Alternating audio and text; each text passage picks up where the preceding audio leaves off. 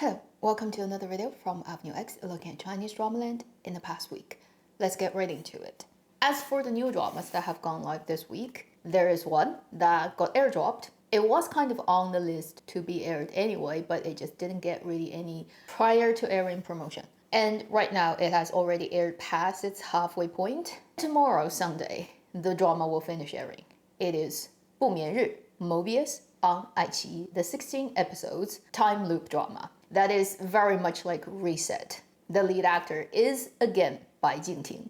This is a drama that he leads with Wen Yongshan and Song Yang, and I am up to yesterday's updates. I haven't had time to check out Friday's new episodes, but since it's finishing on Sunday, if it really ends well, I'll make a video on it. So far, it's a pretty good drama. It is set in a fictional city, and it looks like a mixture of Hong Kong and Macau, and people speak Cantonese but also Mandarin, and people write in traditional Chinese, but clearly not only Bai Jingting but a couple of other actors in the story are from mainland China and actually northerners. So you have this weird mixture of dialects and actors who struggle at other people's dialects, and it seems to be just a fictional city that has naturally people from very different places all mingled together, even into its legal system. So don't think about it as a real location, although it's definitely shot in a real location. It is totally fictional.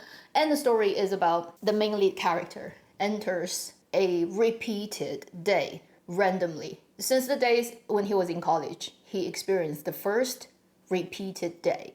And then later in his life, he often comes across a day where it gets reset at midnight. Every time this happens, it happens 5 times. So he would be able to live that day 5 times. And the last day, whatever happens on that day will become consolidated in his personal history. He cannot go back anymore. And there's no control over when that day is going to happen. So he kind of gets it once every month. But really, it's not happening to any kind of settled schedule. And he eventually becomes a policeman. And whenever he runs into this type of day, he would do a lot of interesting things or testing out certain theories because he has the opportunity to rewrite what happens on the day. So that's the story. And I just find, interestingly, Bai Jingting as an actor, he probably has some weird thing in his astrology chart that says time is important. Because the last time he got a really popular role was in Reset, which was a time looping, endless recycling drama. This time, again, it's actually a pretty good drama.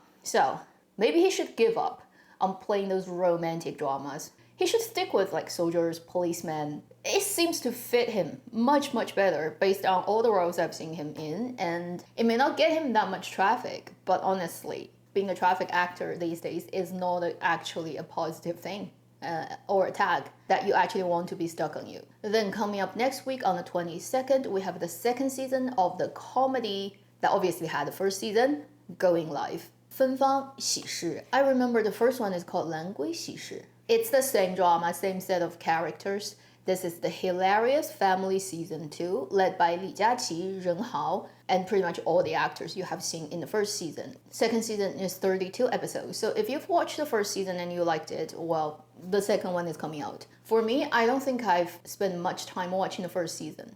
I took a peek and then I decided not to continue because it really didn't speak to me. I don't find it engaging in any way, so I didn't continue. But I do know this IP exists, and now they have the second season releasing coming up. Last time we said already the Red Dance Shoes with Zhou Ye and Wang Ziqi has started shooting. This time they've released official kind of stuff online about when they started shooting and what it kind of looks like at the ceremony. So I'll put a couple of pictures up here for you to look at.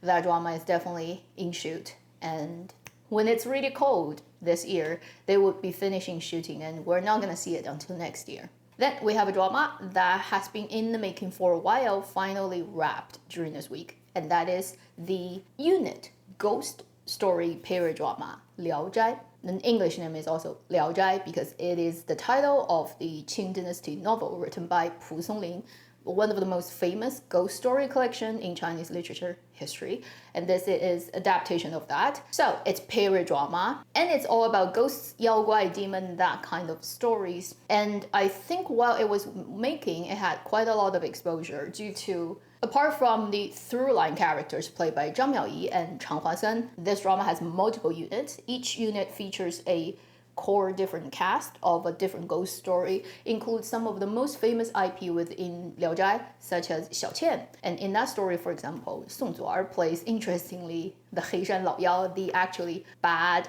Yao Guai boss. So that drama features a lot of unit actors who are in many ways more famous than the two through-line leading actors, including people such as Ling Yun, such as Song Zu'er, and many others. And they've officially wrapped shooting, so it's actually been a while, and let's hope the long production time equals to higher than usual production standard and quality, and they've released a new kind of wrapping video to give you a peek at what it might look like. Then we have a drama that has started shooting during this week from Mango, a realism drama called 美顺与长生, and this is actually two people's name. It is the male lead and the female lead's name, so that's their story. And this drama is led by, very interestingly, Huang Xuan and Liu Haocun. 32 episodes drama that mostly would happen, I think, around 1980s and 90s, because the story starts with the male lead character as a child at late 1970s who got injured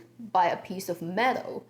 Think about tetanus that just infected him and locked his basically perception and his brain at permanent young age. So he's the kind of mentally handicapped person who will never grow into a matured human being with his intelligence level. And this is a story between him and our female lead character. So when it actually happens, the main plot, it would be in at least the late 80s or even into 90s. Huang Xuan's acting, I'm not very worried about. Liu Haocun can't be sure. Whether they can work out the chemistry, cannot be sure. Also the fact that they actually have a huge age gap. I wouldn't say he's old enough to be her dad, but like a reasonable uncle age. For this kind of quite a big gap age difference between actors and actress. Again, kind of tricky these days to make it work and not make it look awkward. Until it actually shows up, it's too early to predict how it's gonna turn out. So these are the finished shooting or just started shooting dramas. Then we have quite a few projects that have gotten their licenses this week, and some of them are